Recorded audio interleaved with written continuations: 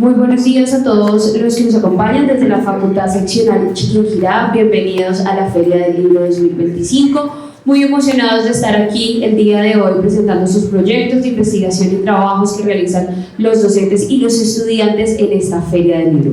Vamos a iniciar entonces con el tema Taxonomía del pensamiento crítico, aplicación, análisis y ubicación de la evolución conceptual de los aprendizajes, con el profesor Javier Zambrano y la profesora Marcela Rodríguez. Bienvenidos. Les recordamos que tienen 9 minutos para que nos cuenten un poco sobre su proyecto. Bueno, muy buenas tardes para todas y todos. Un saludo especial para el señor decano, a los profesores de educación física, a los profesores del programa de administración de empresas y a los profesores del programa de contaduría pública. Bueno, este es un proyecto que nosotros hemos realizado en 3 etapas. Iniciamos trabajando desde hace mucho tiempo partiendo de un profesor referente, y nos preguntamos qué es un profesor referente. Dentro de la pregunta por un profesor referente, pues hacemos relación a Toulmin cuando nosotros trabajamos la categoría conocimiento didáctico del contenido de Schulman. Entonces tuvimos la oportunidad de que un profesor referente debe saber de psicología, un profesor referente debe saber de filosofía, un profesor referente debe saber de sociología, y así se han venido caracterizando ese profesor referente ante diferentes autores, incluso también con Alicia Camiloni. En ese contexto, pues después pasamos a delimitar 4 grandes categorías, pero todas articuladas con la palabra formación.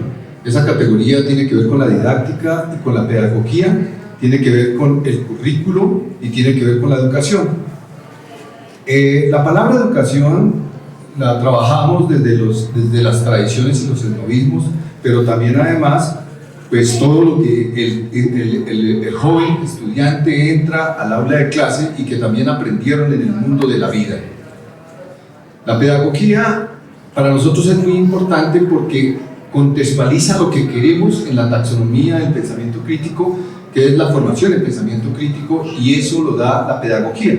Sin la pedagogía no podríamos lograr la posibilidad de que el estudiante tenga una formación en pensamiento crítico. Y la pedagogía fundamentalmente forma ciudadanos y también tiene la posibilidad de que nosotros como profesores describamos nuestras prácticas. Y además de eso, pues la didáctica tiene que ver con el dominio, con la formación en un dominio específico, en el caso de nosotros, la contabilidad. Y el currículo se articula también a la palabra formación cuando trabajamos un proyecto curricular que va a formar un tipo de profesional, y ese tipo de profesional en el caso de nosotros es la contaduría pública. Como le dije inicialmente, nosotros iniciamos este proyecto articulando profesores de administración de empresas y de contaduría pública. Ellos publicaron algunos libros que tienen que ver con ese diseño de unidad didáctica. El diseño de la unidad didáctica parte del conocimiento de los estudiantes. Si nosotros no conocemos los estudiantes, ¿cómo enseñamos? Si nosotros no conocemos cómo aprenden los estudiantes de la contabilidad, ¿cómo la enseñamos la contabilidad, o la administración, o la economía, cualquier dominio específico? Por lo tanto, cuando estamos conociendo a los estudiantes, ellos nos narran su historia de vida de manera literaria, pero también trabajamos los estilos de aprendizaje, tomando como autores unos autores muy importantes que hicieron un trabajo importante de trabajar los estilos de aprendizaje para jóvenes universitarios colombianos. Y además de esto también tenemos la posibilidad de haber publicado 2 artículos que trabajaron todo lo que tiene que ver con la caracterización sociocultural de los estudiantes de los diferentes cursos que trabajamos en ese proyecto de investigación. Pero partimos de la historia y la epistemología para que nosotros trabajemos representaciones de enseñanza a través de la motivación y la metacondición, el conocer cómo pensamos, y así poder establecer la evolución conceptual a través de una taxonomía de pensamiento crítico, que también tomamos las capacidades de Martha Nussbaum, que son muy importantes, articulando un importante número de autores. Le doy la palabra a la profesora Marcela. Muchas gracias. Esta es una intervención muy pequeña. Gracias, profesor Javier. En el programa de contaduría pública, también para seguir aportando a todo el proceso pedagógico y de didáctica, se está desarrollando un proyecto de investigación denominado el aprendizaje experiencial en la enseñanza del control interno. Me presento, yo soy contadora pública y oriento todo el área de control en el programa de contaduría pública de la Facultad Seccional Chiquinquirá. Aquí quiero partir con la siguiente frase, es: dime y lo olvido, enséñame y lo recuerdo, involúcrame y lo aprendo. Esta frase es de Benjamin Franklin, es una de las frases más citadas en términos del aprendizaje. Entonces, aquí, ¿qué se quiere hacer con ese proyecto? Con ese proyecto, entonces, tomamos dos autores importantes. El primero, que es John Dewey, que es el que trabaja el aprendizaje basado en la experiencia, y otro autor, que es David Corp, que es el que trabaja, digamos, todo lo que tiene que ver con el aprendizaje experiencial. Entonces, ¿qué se busca? Que el estudiante los conocimientos que ha adquirido en el aula los aplique en la práctica. Y que obviamente también haya un proceso de evolución, digamos, en cuanto a su aprendizaje y lograr llegar a un aprendizaje profundo. Cuando nosotros logramos que el estudiante se involucre con las organizaciones, que vaya a las empresas, que ubique y evalúe los controles, evalúe los riesgos, que entienda la entidad, que conozca la historia empresarial, de ahí puede proponer mejoras para que el control interno sea efectivo en las organizaciones y para que ellos logren apropiar y aplicar el conocimiento que han, digamos, adquirido en el aula. Esta es una asignatura teórica, entonces digamos que lo que se busca es avanzar un poco más hacia el aprendizaje profundo, y por eso se ha buscado este modelo, este enfoque del aprendizaje experiencial, para que nosotros podamos, digamos, también mejorar nuestros procesos de enseñanza. Entonces, con este proyecto lo que buscamos es documentar y describir qué se hace y cuál ir mejorando el proceso de enseñanza para acercarnos al aprendizaje experiencial y que el estudiante logre, digamos, apropiar su conocimiento y pase al hacer, al actuar.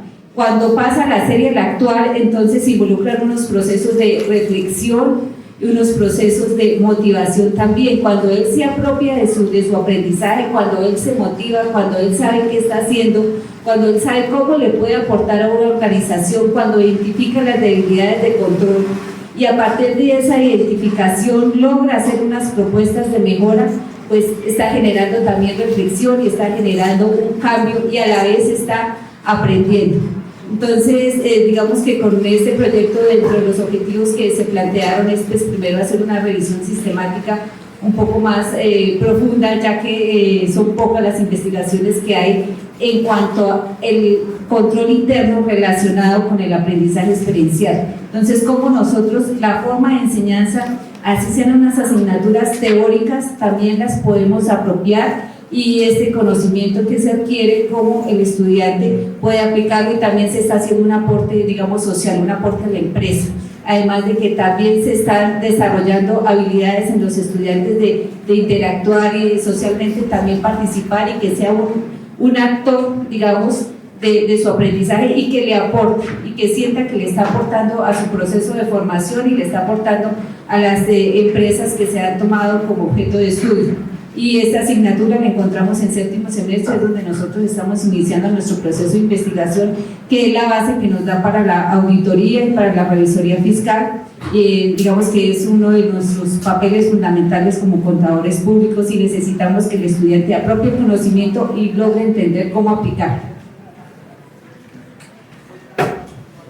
Profe Javier, ¿cómo, o mejor, a quién va dirigido este proyecto de investigación y cómo llevarlo a la práctica?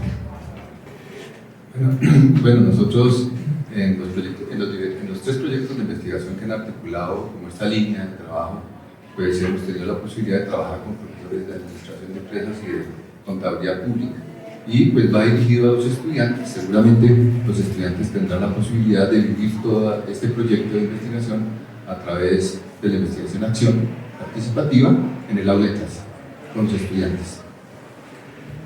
Profe Marcelo, si quiere, podemos hacer uso de este micrófono y, digamos, durante este proceso de investigación, precisamente en la enseñanza de control interno, ¿qué se logró encontrar durante esa investigación? ¿Qué se ha logrado encontrar? Primero, esa brecha identificar la brecha que existe entre la teoría y la práctica.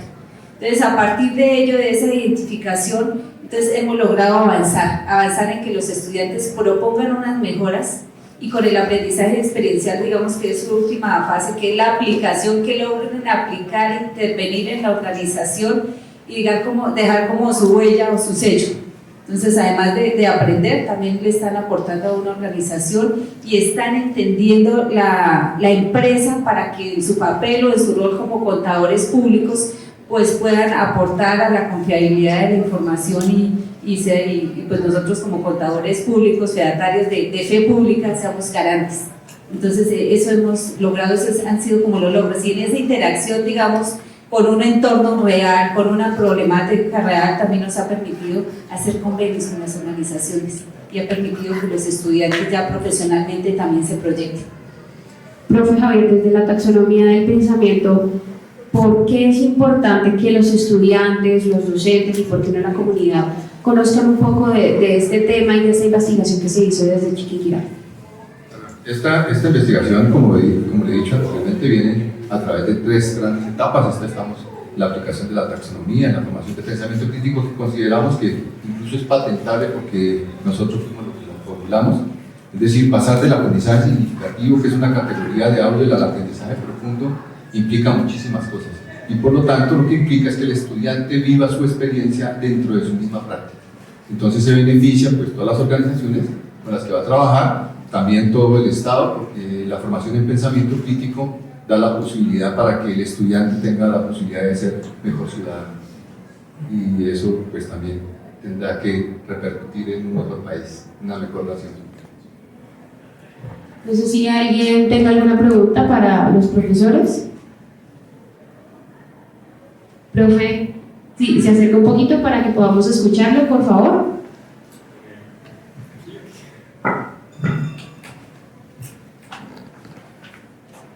Bueno, buenos días para todos. Realmente, pues yo reconozco como las iniciativas críticas de hacer investigación en el aula. Me parece que a veces queremos ver el mundo de afuera, pero no en nuestro propio nicho pedagógico. Yo quería preguntarles, este tipo de investigación, ¿cómo repercute en el saber pedagógico que construye el maestro universitario al confrontarse con su propia práctica? ¿Para qué le es útil ese saber que construye durante estos procesos investigativos? Bueno, yo le agradezco a Andrés por su pregunta. Bueno, nosotros trabajamos la metacognición, y la metacognición lo que hace es que nosotros los profesores reflexionemos permanentemente sobre nuestra práctica. Seguramente en eso también tenemos muchas equivocaciones, porque también todos los días estamos investigando cómo aprenden los estudiantes, sobre todo en aulas tan diversas. No es lo mismo enseñarle a las mujeres que a los hombres, no es lo mismo enseñarle a esos muchachos que llegan tan jóvenes a la universidad hoy y a otros estudiantes que ya están de pronto un poquito mayorcitos. Y en ese contexto pues diferenciamos absolutamente todo eso, pues trabajamos muchísimo el concepto de tutoría para tener la posibilidad de trabajar individualmente los aprendizajes que necesita cada uno de los estudiantes. Y eso pues permite que nosotros tengamos un diario del maestro, un diario que realmente repercute en esa posibilidad de pensarnos nosotros también hacia nosotros mismos críticamente y decir en qué fallamos. Ojalá lo hagamos diariamente, que eso repercute realmente en la transformación permanente del maestro. Profe Andrés, muchas gracias por la pregunta. Estos procesos permiten una transformación en aula y también permiten una transformación de nuestros procesos de enseñanza. Nosotros aquí estamos en 2 roles, rol de docente y rol de investigadores. Entonces, en la medida que podemos mirarnos nosotros, ubicarnos, eso también nos permite una mejora continua. Y en la medida que nosotros podemos reflexionar sobre lo que hacemos con nuestra propia comunidad, con nuestros estudiantes, pues obviamente también nos vamos transformando y será un mejoramiento continuo. La idea es que esto sea un mejoramiento continuo y que se involucre, que pasemos de la teoría a la acción y que constantemente, así como el mundo va evolucionando, nosotros como profesores también vayamos evolucionando y nos vayamos, digamos, adaptando a las nuevas dinámicas que exigen hoy en día, digamos, todo el proceso de enseñanza y aprendizaje. Entonces realmente nos aporta mucho nuestro proceso como docentes y pues son referentes muy seguramente para muchas investigaciones y para que otros docentes también pues logren de pronto apropiar los enfoques que nosotros estamos manejando. ¿Profe Eliana? Sí. ¿qué desafíos han encontrado a los estudiantes de nuestra seccional específicamente en la realización de su proyecto? Bueno, nosotros hemos encontrado que siempre, hoy hablamos de resultados de aprendizaje, a pesar de que dicen que ya se cayó la norma. Sin embargo, nosotros hemos trabajado la evolución conceptual. Esa evolución conceptual es ubicar al estudiante en los diversos aprendizajes que logran. Es decir, todos no logran el mismo aprendizaje. Por eso los resultados de aprendizaje creo que es una categoría que realmente era muy difícil de lograr porque nos ponía a competir. Mientras lo otro tiene una gran posibilidad de dialogar, porque hemos encontrado por ejemplo, en los estilos de aprendizaje hay muchísimos estudiantes que aprenden la matemática con mucho más facilidad. Hoy, por ejemplo, tenemos un estudiante que nos enorgullece mucho porque hizo parte de la convocatoria para movilidad internacional y se ganó la beca completa. Entonces, ese estudiante sabemos que es muy bueno en idiomas, en filosofía, en literatura, pero se le dificulta en algunas ocasiones todo lo que tiene que ver con las matemáticas, con la contabilidad, con la tributaria, con el control, pero así nosotros estamos mirando absolutamente todos los estilos de aprendizaje para ubicarlos y saber que el estudiante tiene que trabajar con muchísimo más rigor la contabilidad, las matemáticas, la estadística, y seguramente pues en el inglés no tiene pues, ninguna posibilidad de ir al instituto porque él lo comprende muy bien.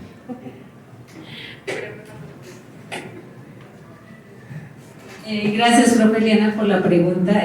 Un desafío grande también para nosotros como docentes, ¿no? Cuando nosotros, que dice el profe Javier Zambrano, identificamos los diferentes y diversos estilos de aprendizaje, también nosotros como docentes tenemos que hacer una planeación de aula, una planeación de clase para poder ubicarnos y poder también responder a esos estilos de aprendizaje, porque acá no nos quedamos solo en la identificación, sino nosotros cómo podemos llegar a ellos.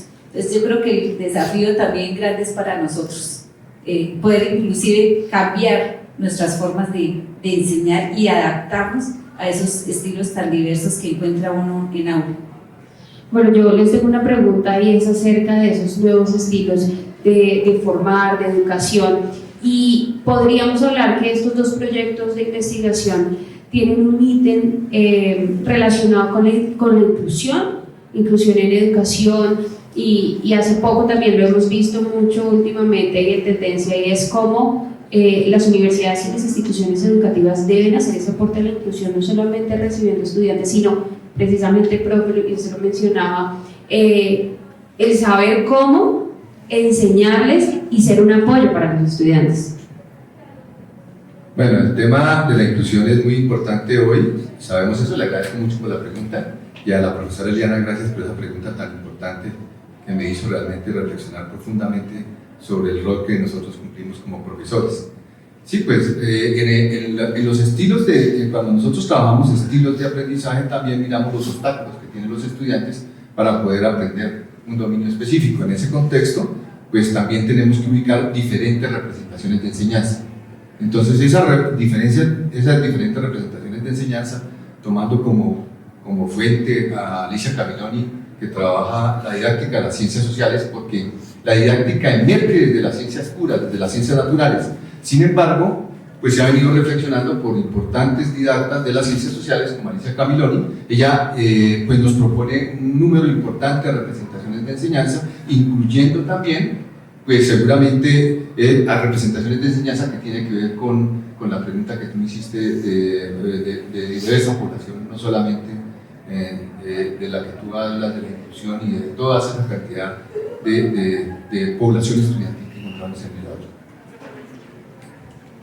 Muchas gracias por la pregunta. En el caso del proyecto de aprendizaje experiencial, aquí hay, digamos, dos formas, escenarios en los que los estudiantes aprenden, que es de manera individual y el aprendizaje colaborativo.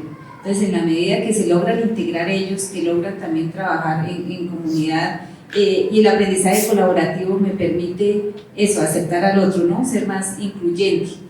Me permite también integrar los diferentes estilos de aprendizaje, ¿no? Porque no es solo identificar el estilo de aprendizaje y comenzar a seccionar, sino mirar cómo lo logramos integrar. Entonces yo creo que los dos proyectos brindan grandes posibilidades para responder a esa problemática de la inclusión y que todos podamos tener un enfoque hacia donde queremos llegar en cuanto a nuestro aprendizaje, también es nuestro proceso de enseñanza, y ir como quitando todas esas barreras de a veces de las diferencias que nosotros mismos a veces nos creamos, y nos creamos a veces muy seguramente en nuestra mente, y eso hace que a veces el aprendizaje se dificulte. Bueno, profesor Javier Zambrano, profesora Dora Marcela, muchísimas gracias por compartir esas experiencias, pero también cómo esto aporta a la sociedad. Los invitamos entonces para que por favor nos acompañen en auditorio. Y muchas gracias. Le damos entonces la bienvenida a John Jairo Angarita López con realidad aumentada.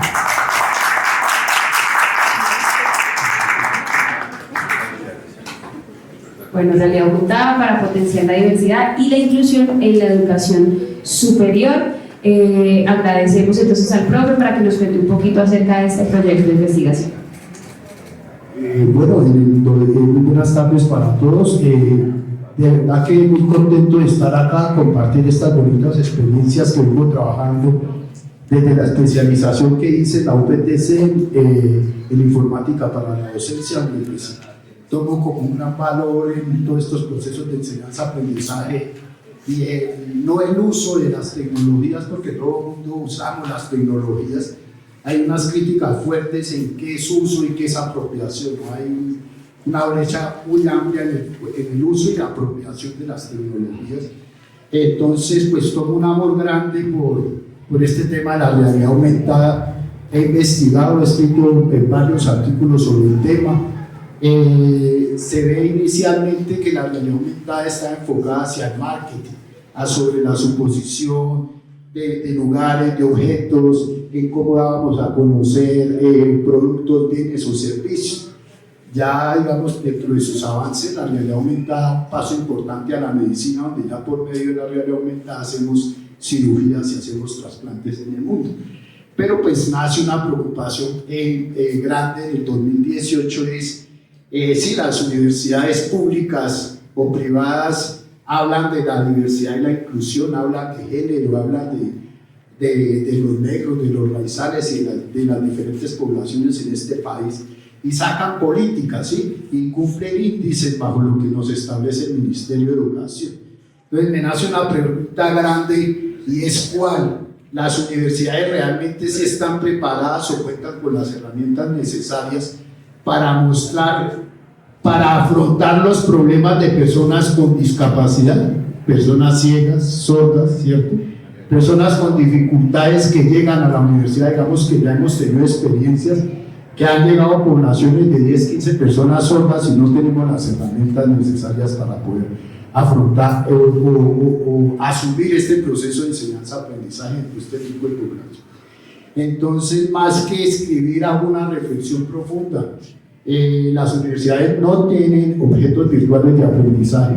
Sin postcard, ya digamos que las herramientas nos invitan a utilizarlas de manera correcta, a tener una buena apropiación, y empezamos a decir, la universidad tiene objetos virtuales de aprendizaje para sordos, ciegos. Cuando hablamos que están las profes de inglés, tenemos objetos virtuales de aprendizaje para personas ciegas, sordas, que asuman ese aprendizaje de una manera más amplia y correcta, ¿sí? Entonces empezamos a hacer como ese tipo de análisis. Digamos que he trabajado en 2 libros, uno que es el tema de la administración bajo códigos QR, que ya, digamos, bajo ellos entramos en una reflexión profunda. También es, el alumno no le gusta leer, el alumno ve el texto, y si el texto no es importante, no es representativo dentro de su proceso de enseñanza-aprendizaje, él no lo va a leer. Entonces, ¿qué hemos venido haciendo en los libros de realidad aumentada? Trabajar códigos QR para ir, los códigos QR aportan a lo que está escrito en el libro, en la teoría, para ir a la práctica, y todos los códigos QR acompañan herramientas prácticas para que el alumno aprenda un área específica. En el caso de la administración, si le decimos al alumno que haga un plan estratégico, hablamos de la teoría y de la suposición de la teoría, pero los códigos QR traen las herramientas prácticas, los videos que exponen claramente cómo el alumno maneja la herramienta para que pueda llegar a un nivel de aprendizaje, de acuerdo pues también a lo que decía el profe Javier Zambrano, de cómo llegamos a aprendizajes profundos o cómo podemos llegar a los resultados de aprendizaje que pues había estipulado el Ministerio del Interior. Pero pues también hace una inquietud más profunda, es ¿qué tienen los sordos y los ciegos? No hay, ahorita estoy terminando un libro importante que tiene lenguaje de señas. El libro tiene códigos QR, que es la realidad aumentada, es la combinación del mundo real con el mundo virtual. Cuando escaneamos los códigos QR que están dentro del libro, aparecen videos subtitulados, videos con lenguaje de señas y podcast que nos van a ayudar de cierta manera a afrontar. Inicialmente no podemos decir que esto vaya a ser un éxito, porque pues todo es un proceso, ¿cierto?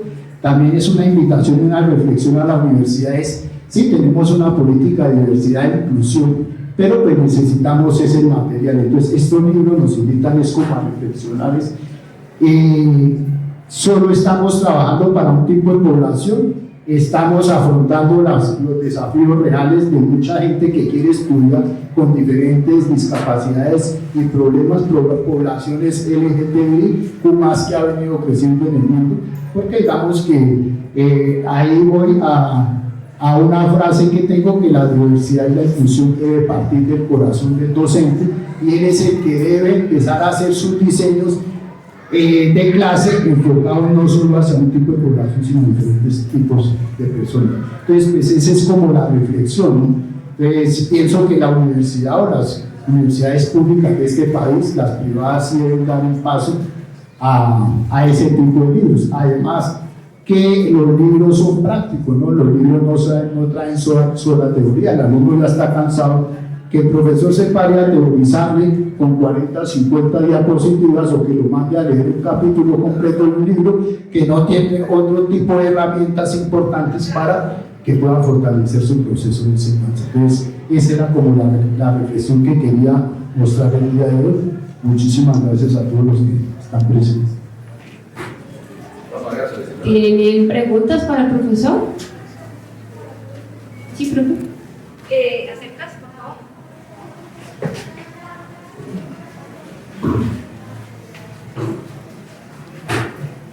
Gracias, profe John, por su exposición.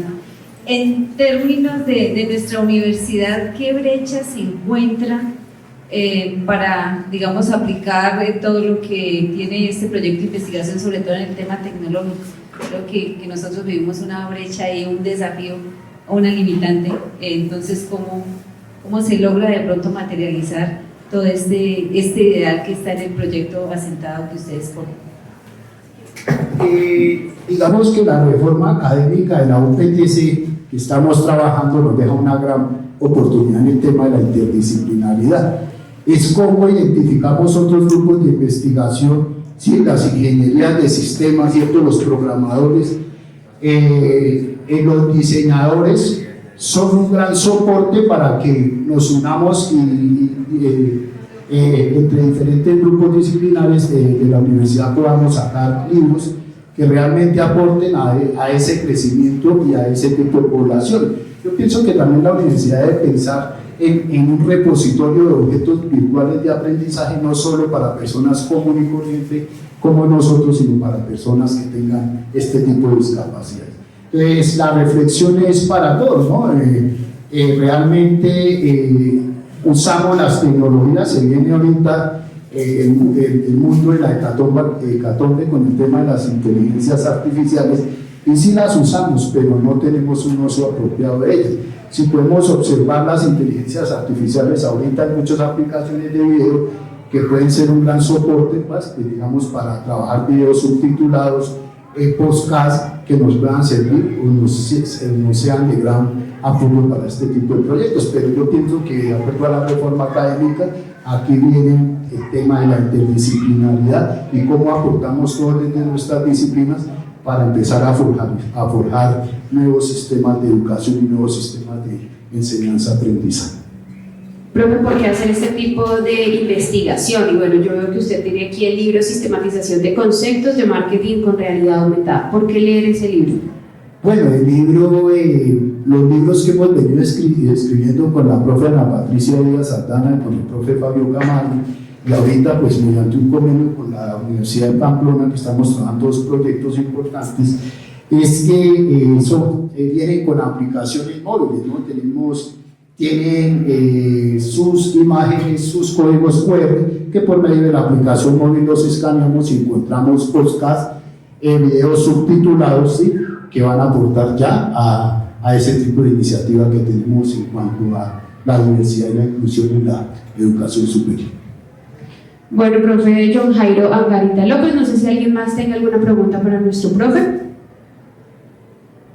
Bueno, profe, pues muchísimas gracias por compartir esta experiencia que además está tan en tendencia y que lo vemos en la Feria del Libro, en donde ya encontramos también realidad aumentada con otro tipo de proyectos. Profe, muchísimas gracias. Sí, la idea a futuro, ya hablamos de los metaversos, ¿no? Digamos que ya la realidad aumentada ya ha generado un paso importante a los metaversos. La educación del futuro es con gafas de realidad virtual, donde el alumno ya no necesita estar en un espacio físico y el profesor le envía las tareas y el alumno desde su celular mediante la suposición de unas gafas de realidad virtual va a ver sus clases igual como las vemos de manera presencial. Entonces ya podemos ver que hay universidades aquí en Bogotá que ya están haciendo pruebas de lo que llamamos los famosos metaversos y que van a ser un gran soporte a la educación del futuro.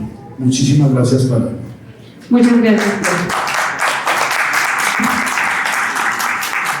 A continuación, entonces, aplicación de los Objetivos de Desarrollo Sostenible en la promoción de procesos de internacionalización en la Facultad Seccional Chiquinquirá. Entonces, invitamos, por favor, a nuestras profes.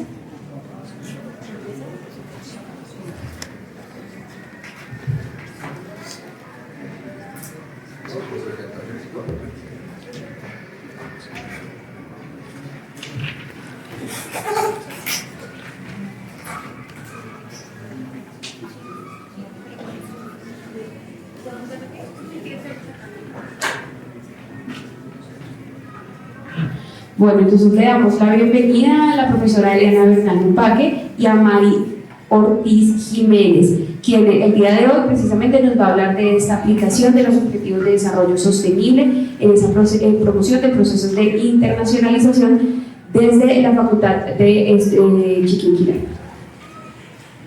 Bueno, un cordial saludo para todos. Desde el Instituto de Idiomas Seccional Chiquinquirá, hoy venimos a presentar unos hallazgos y unos puntos a tratar que nos tienen preocupadas en el instituto relacionado con la enseñanza del inglés.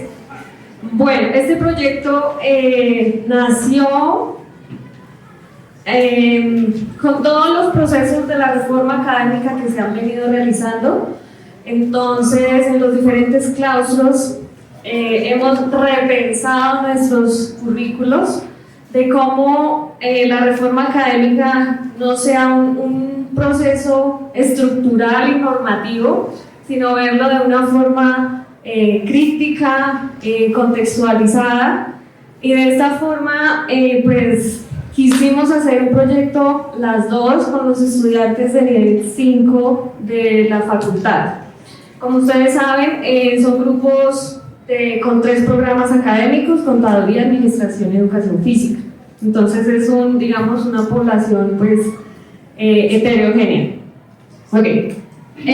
Aquí tenemos un análisis de la información, y una de estas fue, la reforma académica y todos nuestros procesos, la acomodación de nuestro currículo, nuestros contenidos, cómo llevamos nuestros contenidos más allá de la instrumentalización del inglés, como lo venimos viendo todavía en muchas instituciones. Entonces, uno de nuestros objetivos es verlo más allá y de cómo podemos fomentar la habilidad, la competencia del inglés en nuestros estudiantes. Igualmente quisimos relacionarlo con los objetivos de desarrollo sostenible, los cuales son un marco pues, mundial, global, pero quisimos contextualizarlo, tenerlo como marco para el desarrollo de competencias ciudadanas, ambientales, culturales en la enseñanza del inglés. Igualmente, la investigación, promover la investigación en la enseñanza del inglés. El inglés ya no es enseñar estructuras como, bueno, se viene haciendo, entonces queremos darle un punto de perspectiva muy diferente. Es una brecha grande que tenemos, un desafío grande porque los estudiantes vienen acostumbrados a una metodología estructurada, ¿sí? Si no se les enseña el verbo to be, entonces no estoy aprendiendo, no hablo inglés, no leo otras cosas que sea el verbo to be, ¿sí? Entonces quisimos expandirlo un poco, motivar a los estudiantes a la investigación en inglés. Entonces, bueno, pues como lo ha mencionado la profe Eliana, todo este proyecto nació pues obviamente en la búsqueda de poder integrar todos estos lineamientos que hemos recibido de la reforma académica, las participaciones que hemos tenido en los seminarios SPRAS que nos da la universidad y todos los lineamientos de internacionalización. Entonces, una de las necesidades para el Instituto Internacional de Idiomas ha sido poder articular en el currículo pues todos los temas digamos que hemos nosotros identificado dentro de este marco de la reforma, ¿no? Nace entonces la posibilidad de este proyecto de investigación. Decidimos trabajar con los objetivos de desarrollo sostenible, puesto que consideramos que es transversal a las 3 carreras. Dentro de nuestros grupos de inglés, como bien es sabido, tenemos los estudiantes de las 3 carreras de la facultad y a veces es difícil enfocarnos o inglés para contadores, o inglés para administradores, o inglés para los licenciados. Entonces, pues la idea es un tema transversal que también se vuelve algo interdisciplinar porque no es solamente para la enseñanza del inglés, sino tratar de promover en los estudiantes esa visión de ciudadanos globales. Sabemos que los objetivos de desarrollo sostenible vienen en la agenda del 2030 y que abarcan todas estas situaciones de qué es ser un ciudadano global, ¿cierto? En este caso, en inglés se convierte en un medio de instrucción. No vemos el inglés como el punto final de enseñanza, sino el medio por el cual vamos a desarrollar pues, nuestras clases. Digamos que si el estudiante puede llegar a tener algún error gramatical, no va a ser el énfasis en el que vamos a entrar a trabajar. La metodología que nosotros trabajamos en este proyecto es una investigación en acción, y la metodología es el desarrollo y solución de problemas, problem solving approach. Entonces, la idea es que el estudiante identifique el problema y que sea el estudiante el mismo investigador al mismo tiempo, aplicando sus instrumentos, haciendo el análisis de datos, yendo a la comunidad para ver cómo la misma comunidad está entendiendo estos objetivos de desarrollo sostenible. No es solamente la parte teórica, el estudiante aplicó sus instrumentos, trabajó en una comunidad y trajo todo esto al aula para que podamos nosotros entender qué está pasando en nuestro contexto, y al mismo tiempo nosotras como docentes podamos entender cómo articular los temas en nuestro currículo y en pro de las mismas carreras que tenemos en nuestra facultad. En este aspecto dejamos de ver como la acumulación de conocimientos estructurados, ¿no? Gramaticales. Queremos decolonizar la enseñanza del inglés. Aquí tenemos como primero la identificación de la situación. Los estudiantes encontraron problemas contextualizados, situados dentro de la UPTC y su región. Entonces tenemos en cuenta tanto su cultura, sus perspectivas, cómo son capaces de solucionar problemas en inglés, que les sirva el inglés como un método de ser un ciudadano global, sostenible y justo también con su sociedad. Bueno, ya hablamos de las... Y finalmente los estudiantes crean también, a partir de los instrumentos que crearon, la problemática, crean también una solución pues factible dentro de su contexto.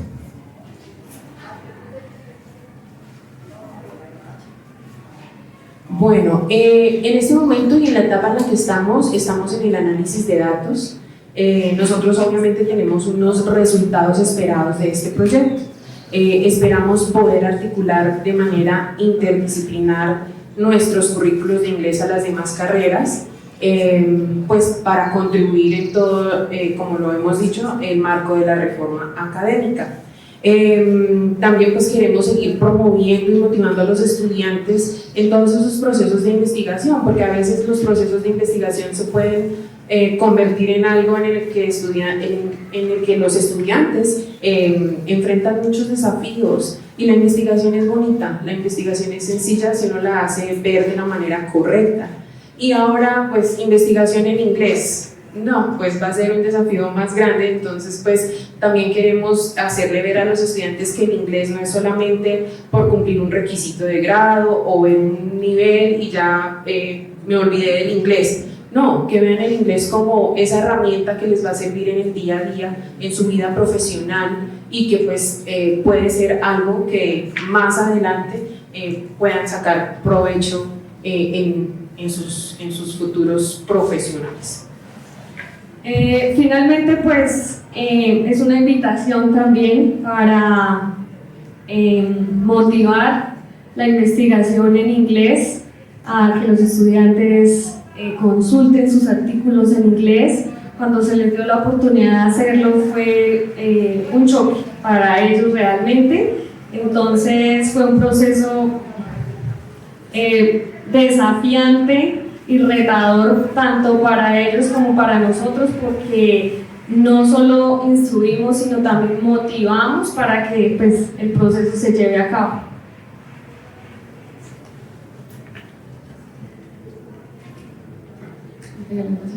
Ya les quedan 2 minutos para entonces dar fin a la charla.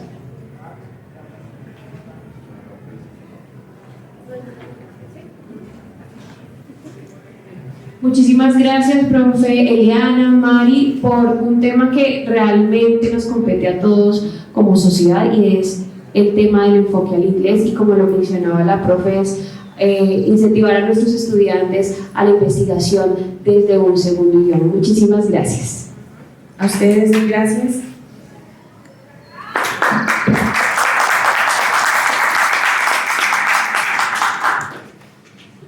Invitamos entonces al profesor Jorge Andrés Jiménez Muñoz para que nos hable un poco acerca de la gobernabilidad algorítmica, educación y prácticas corporales, aproximaciones a la composición de un estado de la cuestión.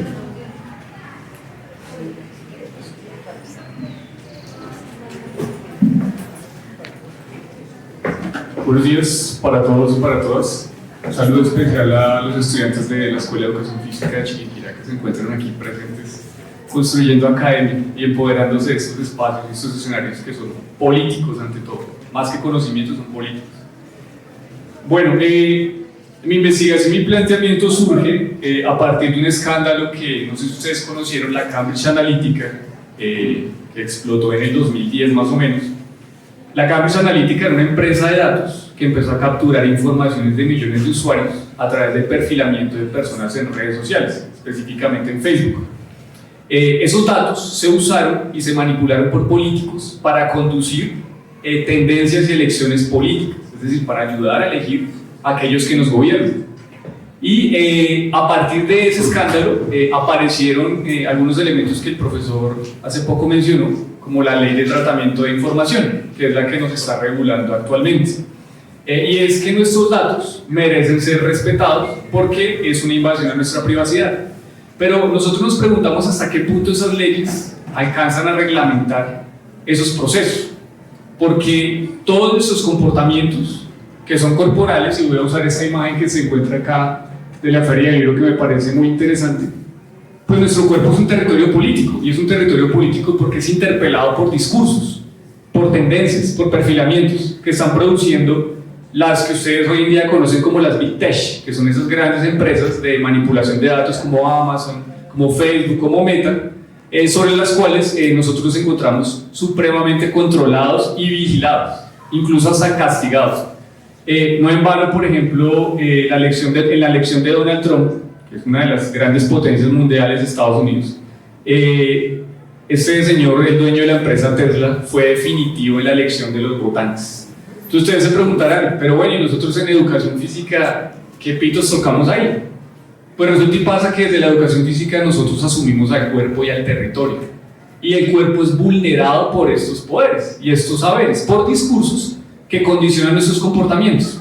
Y resulta y pasa que nuestros chiquitos que están hoy en día ya 3, 4 años, ya son nativos, los que se conocen como nativos digitales, ellos ya vienen incorporados con esta exploración del cuerpo como territorio que se encuentra sujeto a la orientación de sus comportamientos a través de de la que se llama Big Data. Entonces los niños ya vienen con unos comportamientos introducidos, manipulados, modificados, y todo lo que ellos están pensando, diciendo y sintiendo están siendo orientados por esas empresas. Entonces nosotros como educadores físicos, a través de la educación y la pedagogía y con un enfoque claramente filosófico y crítico, estamos intentando establecer diagnósticos sobre la corporeidad, es decir, cómo el cuerpo está siendo introducido hoy en día a través de estos discursos y de este tratamiento de información.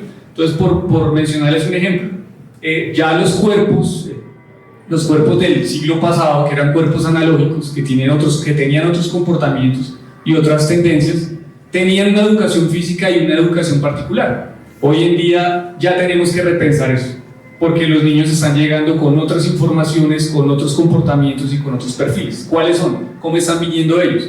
¿Y qué tanto el cuerpo está apropiado políticamente de esos procesos? Entonces nosotros inicialmente estamos planteando, y digo nosotros porque pues, la idea es que haya muchos estudiantes investigando este tema, es empezar a estudiar en un primer momento un diagnóstico, un estado del arte sobre qué se viene pensando en una tendencia en filosofía analítica y filosofía postestructuralista que se llama gubernamentalidad algorítmica.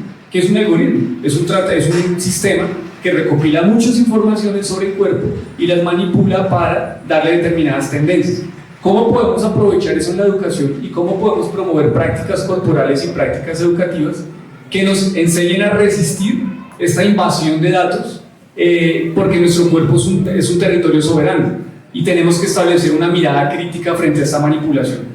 Entonces básicamente estamos haciendo por el momento un estado del arte de la cuestión, y la idea es empezar a estudiar el cuerpo en las instituciones educativas para promover prácticas pedagógicas que enseñen esta libertad frente a este tratamiento de información que es altamente invasivo y que nos está planteando un escenario tremendamente distópico y problemático. No sé si alguien... Muchas preguntas tenemos el día de hoy.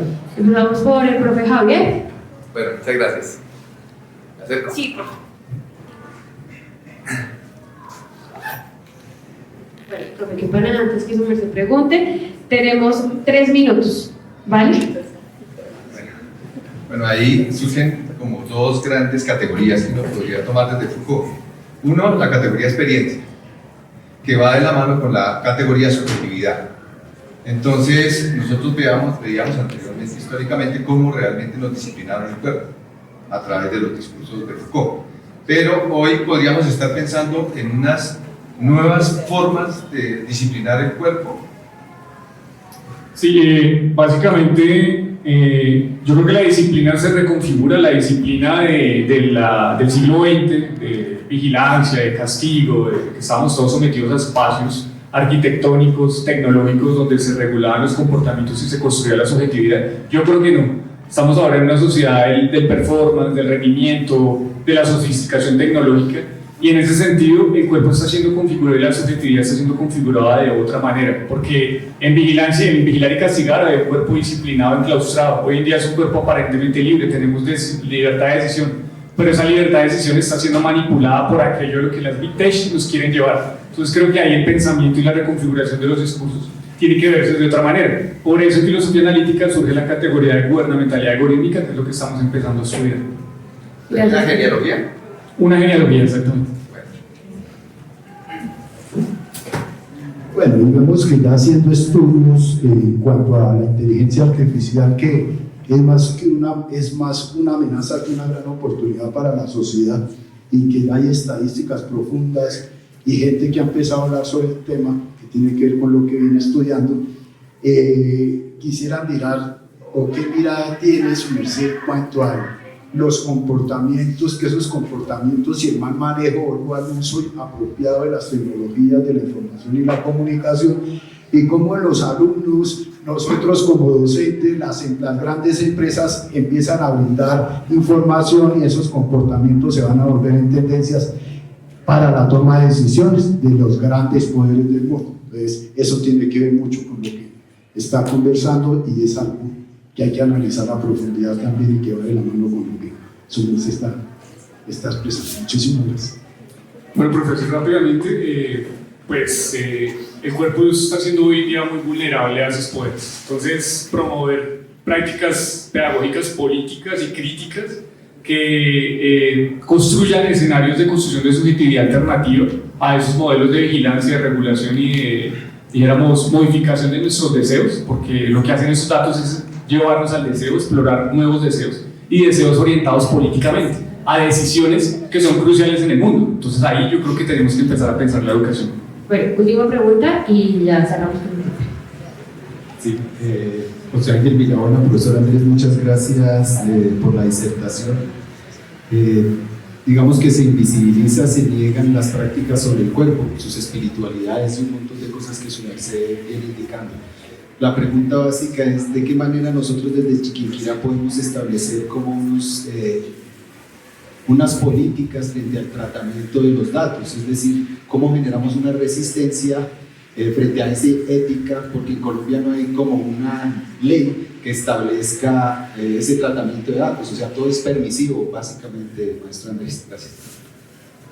Profe, gracias. Yo creo que tenemos que jugar al margen de las leyes. Yo creo que desafortunadamente usted sabe que los grandes poderes del mundo modifican el campo legislativo. Entonces nosotros lo que tenemos que hacer es desde la educación, desde lo subterráneo, empezar a promover prácticas de concienciación corporal, y por eso una educación física disciplinar del siglo XX ya no sirve. Eso hay que repensarlo, y lo vamos a discutir en el simposio internacional el 5 y 6 de junio en Chiquinquirá. Vamos a empezar a hacer el núcleo de pensamiento en Latinoamérica de todos esos procesos de vanguardia de la educación y de la educación motriz. Entonces, están todos invitados. Muchas gracias. Gracias, profe. Muchísimas gracias a todos. Nuevamente los invitamos a que conozcan nuestro stand, y evidentemente a las personas que estuvieron acá compartiendo sus proyectos los invitamos a nuestra emisora 104.1 para que por favor sigan compartiendo todas estas experiencias. Entonces finalmente los invitamos a tomar una foto y ya podemos salir.